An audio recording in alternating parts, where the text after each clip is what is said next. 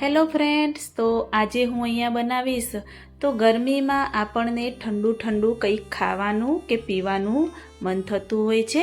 તો હું અહીંયા આજે 3 અલગ ફ્લેવરમાં ઠંડી ઠંડી લચ્છી બનાવી એની રેસીપી અહીંયા તમને હું શેર કરીશ. તો અત્યારે મેંગોની સિઝન પણ ચાલુ થઈ ગઈ છે, તો હું અહીંયા મેંગો લચ્છી, રોજ લચ્છી અને ડ્રાયફ્રૂટ લચ્છી એમ 3 ફ્લેવરમાં લચ્છી બનાવીશ. તો મારી ચેનલમાં જો નવા હોય તો મારી ચેનલને સબસ્ક્રાઈબ કરજો અને વિડીયોને તમે એન્ડ સુધી જોતા રહેજો. તો લસ્સી બનાવવા માટે આપણે હવે એક મોટું બાઉલ લઈ લેવાનું અને એમાં હું અહીંયા 4 કપ દહીં એડ કરી દઈશ. અને મેં અહીંયા અમૂલનું મોળું દહીં લઈ લીધું છે. જો ઘરે જમાવેલું તમારું દહીં હોય તો પણ ચાલે. તો હું અહીંયા કપના માપ પ્રમાણે 4 કપ મોળું દહીં લઈ લઈશ. અને એની સામે હું અહીંયા 1 કપ સાકર દળેલી મારી પાસે છે, તો હું અહીંયા સાકર દળેલી લઈ લઈશ. જો તમે ખાંડ લેવા માગતા હોય તો પણ ચાલે. જો માપ પ્રમાણે તમે દહીં જોવા જશો તો 400 ગ્રામ જેવું મેં અહીંયા દહીં લઈ લીધું છે. તો અંદર જે સાકર દળેલી મેં એડ કરી દીધી છે, તો એને આ રીતે મિક્સરની મદદથી સરસ એવું આપણે ફેંટી દઈશું.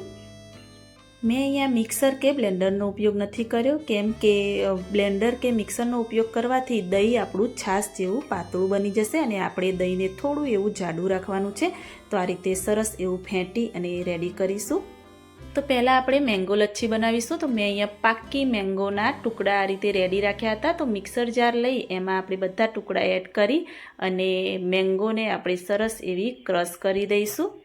હવે લચ્છી બનાવવા માટે એક સર્વિંગ ગ્લાસ લઈ લઈશું અને જે મેંગોનો પલ્પ આપણે બનાવીને રેડી રાખ્યો છે એ અહીંયા 2 ટેબલ સ્પૂન હું અહીંયા અંદર એડ કરી દઈશ.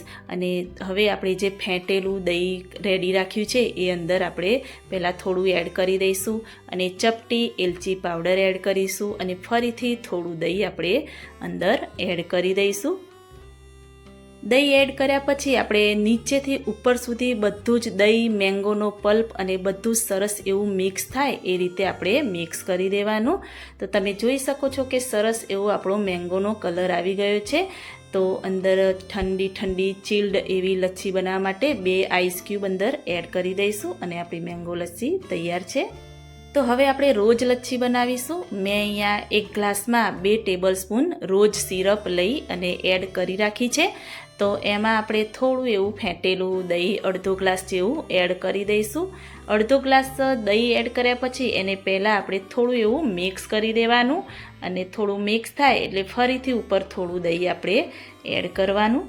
તો ઘરે નાના બાળકો જો સાદું દહીં ન ખાતા હોય તો તમે આ રીતે રોજ સિરપ કે મેંગોનો પલ્પ એડ કરી અને લચ્છી જેવું બનાવીને આપશો તો ચોક્કસથી ખાશે અને ટેસ્ટી પણ લાગશે. તો હવે આપણી રોજ લચ્છી રેડી થઈ ગઈ છે. તો એને પણ સરસ એવી ઠંડી અને ચિલ્ડ બનાવવા માટે આપણે આઈસ ક્યુબ એડ કરી દઈશું અને રોજ લચ્છી આપણી રેડી છે. તો હવે ડ્રાયફ્રૂટ લચ્છી બનાવીશું. એના માટે મેં અહીંયા કેસરવાળું 2 ટેબલ સ્પૂન દૂધ લઈ લીધું છે. મેં અહીંયા દૂધમાં કેસર પહેલેથી જ પલાળીને રેડી રાખ્યું હતું. ચપટી એલચી પાવડર લઈ લઈશું અને ડ્રાયફ્રૂટમાં મેં અહીંયા પિસ્તા, કાજુ અને બદામના નાના નાના ટુકડા કરી અને લઈ લીધા છે એ અંદર એડ કરી અને થોડું એવું ફેંટેલું અંદર દહીં એડ કરી દઈશું અને ઉપરથી નીચે સુધીનું બધું સરસ એવું મિક્સ થાય ત્યાં સુધી એને આપણે મિક્સ કરી દઈશું. તો થોડું એવું દહીં અંદર એડ કરી અને હું અહીંયા બધું જ સરસ એવું મિક્સ કરી દઈશ. તો લચ્છી આપણી રેડી થઈ ગઈ છે. તો આઈસ ક્યુબ અંદર એડ કરી દઈશું. તો આ ઉનાળાની ગરમીમાં મેં અહીંયા 3 અલગ ફ્લેવરમાં ઠંડી ઠંડી લસ્સી બનાવી અને એની રેસીપી તમને શેર કરી છે. તો જો તમે પણ ઘરે જ્યારે પણ ફ્રી હોવ ત્યારે આ રીતે ઠંડી ઠંડી લસ્સી બનાવી તમારા ઘરના સભ્યોને ચોક્કસથી ખવડાવજો. હું અહીંયા કાજુ અને બદામથી સરસ એવું ગાર્નિશિંગ કરી દઈશ. અને અત્યારે મેંગોની સિઝન ચાલુ થઈ ગઈ છે, તો મેંગો લસ્સી પણ તમે બનાવી શકો છો. તો મારી આ રેસીપી તમને કેવી લાગી એ મને કમેન્ટમાં જરૂરથી બતાવજો. મારી આ રેસીપી સારી લાગી હોય તો મારી ચેનલને લાઈક, શેર, કમેન્ટ કરવાનું ભૂલતા નહીં. મળીએ કોઈક નવી રેસીપી સાથે. ત્યાં સુધી બાય બાય.